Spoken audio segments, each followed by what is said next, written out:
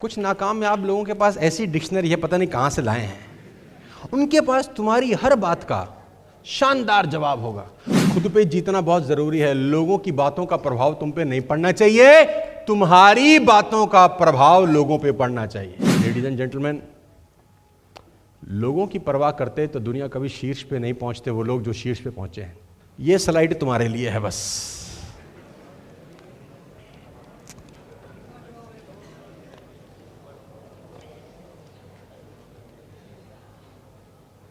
What people think is none of your business। घोट लो MLM में ये लाइन, साथ ले जाओ अपने जिस शहर जिस मुल्क से आए हो। What people think is none of your business। खुद पे जीतना बहुत जरूरी है। लोगों की बातों का प्रभाव तुम पे नहीं पड़ना चाहिए, तुम्हारी बातों का प्रभाव लोगों पे पड़ना चाहिए। तुम्हारा उल्टा है, तुम जाते हो बाहुबली की तरह, जियो रे बाहुबली, ऐसे जाके प्लान दिखाते हो, और जैसे ही सामने वाले को प्लान दिखाते हो तो वापस कैसे आते हो? क्या भाई साहब, उसने तुम्हारा हाथ तोड़ा, क्या आंख निकाली, क्या गुर्दा निकाला, क्या फेफड़ा निकाला? कुछ निकाला नहीं। उसने सिर्फ तुम्हारे कान में कुछ शब्द बोले, मधुर मधुर शब्द, है ना। फंसने का बिजनेस है ये तो, फंसाने का। अच्छा तू भी, तेरे को लाज ना आई? ये सब झूठ है जो दिखा रहे हैं। ये जो गाड़ी मकान घोड़ा दिखाए ये सब फर्जी है। और तुमको क्या लगता है अंकल तो हमसे उम्र में बड़ा है, ये तो सही बोल रहा होगा, हम तो बच्चे। नहीं नहीं नहीं, उसको पता नहीं है, और वो वही बोल रहा है जो उसको पता है। लेडीज एंड जेंटलमैन, लोगों की परवाह करते तो दुनिया कभी शीर्ष पे नहीं पहुंचते वो लोग जो शीर्ष पे पहुंचे हैं। इस दुनिया में कोई आदमी ऐसा नहीं है जो टॉप पे पहुंचा होगा लोगों ने उसकी चड्डी नहीं खींची होगी। लोगों ने लोगों की चड्डियों में बम लगाए हैं दोस्त, मैं बता रहा हूं।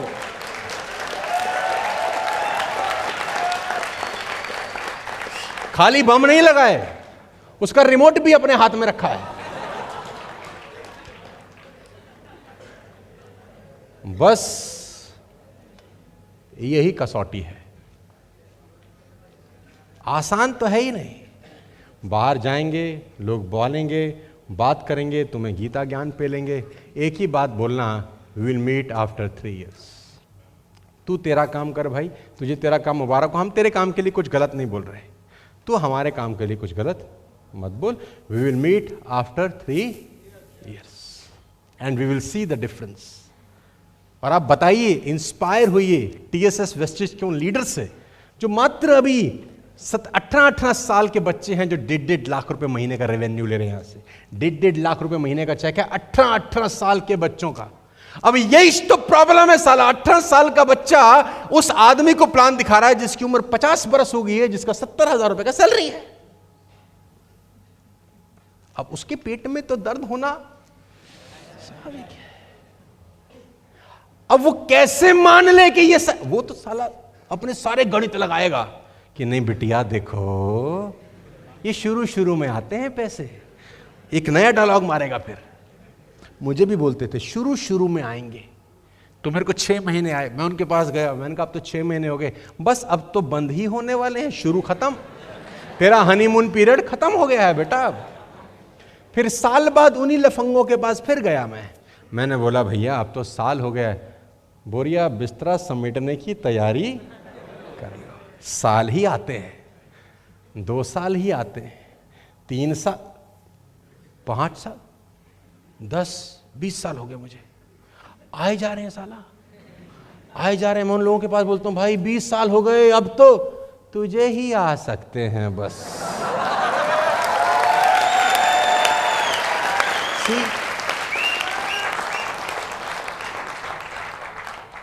कुछ नाकामयाब लोगों के पास ऐसी डिक्शनरी है, पता नहीं कहां से लाए हैं। उनके पास तुम्हारी हर बात का शानदार जवाब होगा, और उसको सुनकर तुमको लगेगा बात तो ठीक कह रहे हैं। Guys repeat with me, what people think is none of your business. लोग क्या सोचते हैं ये सोचना तुम्हारा हमारा काम नहीं है। हम टेंशन लेने वाले लोग नहीं हैं, हम टेंशन लेने वाले लोग हैं। पूरे हिंदुस्तान में बवाल मचा रखा तुम लोगों ने। बता रहा हूं मैं तुमको, नींद नहीं आती तुम्हारा नाम सुन के लोगों को। ये सच है। वेस्टेड टीएसएस का आदमी जिस डीएलसीपी में जा रहा है आजकल, आया आया आया, ऐसी कहानियां सुनने को मिली है मेरे। जैसे वो शेर आता है ना, जब लॉयन जब जंगल क्रॉस करता है तो बोलते हैं आ गया भाई, आ गया आ गया। मैं आपकी जानकारी के लिए बता दूं, with all the respect and regard to everybody, we are doing fantastic business, शानदार बिजनेस। और वो भी 90% लॉकडाउन के अंदर हमने बिजनेस बिल्ड किया। हमारे रिजल्ट्स, हमारे आंकड़े हमारी बात दोहरा रहे हैं, कह नहीं रहे, हमारा आंकड़ा बता रहा है। 90% बिजनेस हमने लॉकडाउन में डेवलप किया, जब लोगों के पास बाहर जाने का मौका नहीं था, लोगों के घरों में परेशानियां हुई, लोगों ने अपने अपनों को खोया। वो सब नाटक, वो सब कहानियां, वो सब दुख तकलीफें सबके घरों में चली हैं पिछले 18-19 महीनों में। बावजूद इसके साला झंडा हम सबसे आगे आगे लेके दौड़ रहे हैं आज की डेट में। वो दौड़ रहे हैं बावजूद इसके, सब हुआ है हमारे साथ।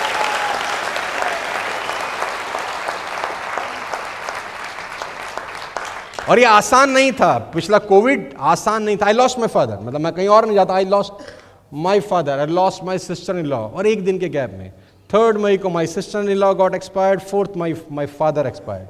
एक दिन में मैंने 2 संस्कार किए, 4 तारीख की सुबह और शाम को। It was the toughest time of life, जिंदगी के सबसे मुश्किल दिनों में से एक।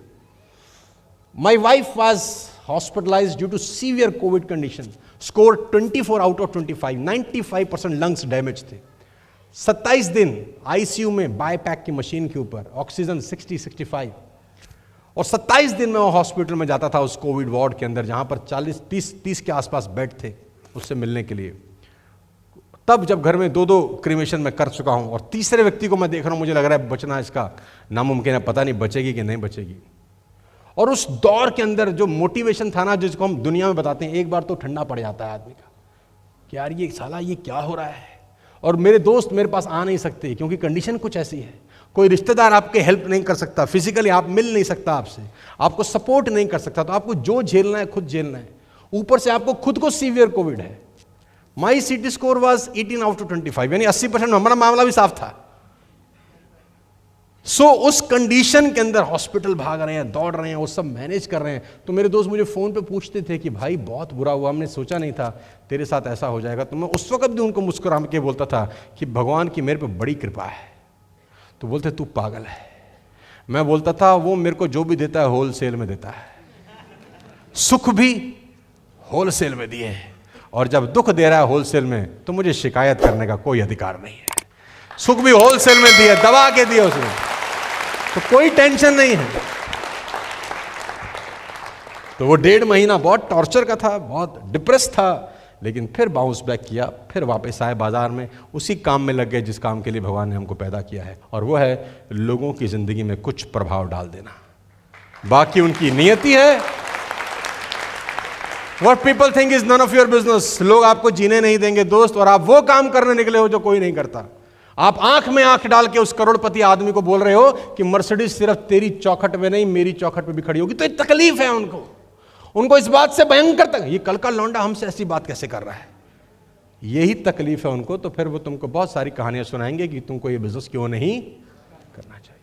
किसी की बातों में मत आना, अपने दिल की सुनना। तुम्हारा दिल बोलता है जरूर करना, तुम्हारा दिल नहीं बोलता छोड़ देना।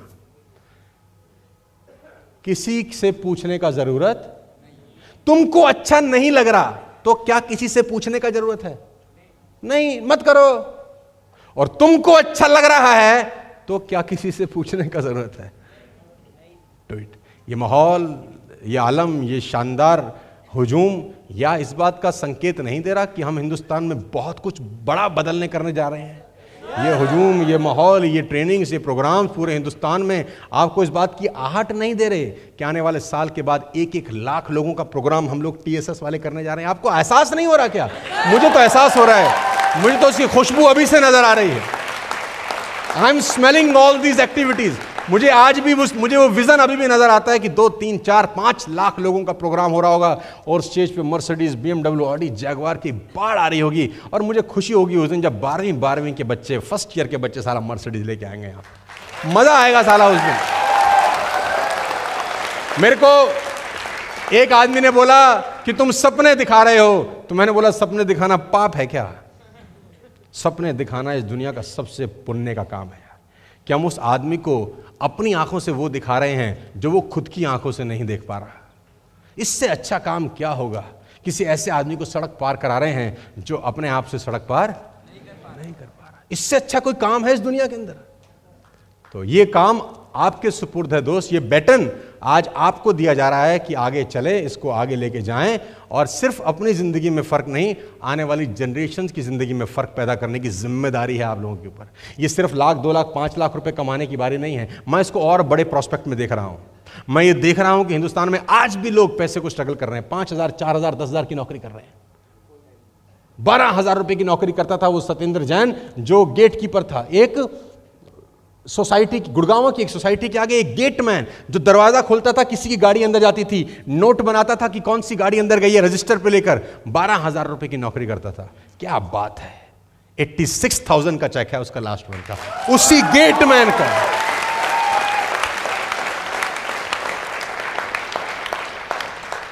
मुझे नहीं पता सत्येंद्र यहां आया है कि नहीं आया। सत्येंद्र कहां हो? मैं देख पा रहा हूं तुमको? नहीं, भीड़ में नहीं दिख रहा कुछ। अच्छा, कोई बात नहीं। 12,000 रुपए की नौकरी करने वाला सिक्योरिटी गार्ड अगर आज वेस्टेज में 86,000 रुपीज पर मंथ कमाने लग गया है, तो आप क्या सोचते हैं कि आप क्या कर सकते हैं अगले 6 महीने, 1 साल के अंदर? आप आग लगा सकते हैं मेरे दोस्त। बस वो मेहनत करनी पड़ेगी जो सत्येंद्र ने करी है। 12,000 की तनख्वाह, जिसमें 3,000 रुपए का वो रेंट दे रहा है जहां वो सोता है रात को जाकर। गांव दूर है, किराए पे मकान लिया है, 3,000 का रेंट देता है। खाता पीता क्या होगा? 3-4 हजार का खाता पीता भी होगा यार, आने जाने का भी पैसा लगता होगा। 12 में बचता क्या है? सोचो उसकी जिंदगी में वेस्टेज साला एक वरदान की तरह आई कि नहीं आई? यस, वरदान की तरह आई उसकी जिंदगी में। मैं 1000 लोगों का जूता खाने को तैयार हूं अगर मैं एक और सत्येंद्र बना पाया, सिर्फ इसलिए भी 1000 लोगों का जूता खाने को तैयार हूं। अगर सिर्फ एक और सत्येंद्र बना गए तो भी 1000 लोगों का जूता खाने को तैयार है। इससे अच्छा पुण्य का काम मेरे दोस्त कुछ नहीं है कि नॉर्मल शॉपिंग 100 पीवी 200 पीवी की करा के उसके घर का सामान सिर्फ चेंज करके लोगों का लाइफ ड्रास्टिकली चेंज हो रहा है। ये मौका आपके पास है, इसको गवाइएगा नहीं।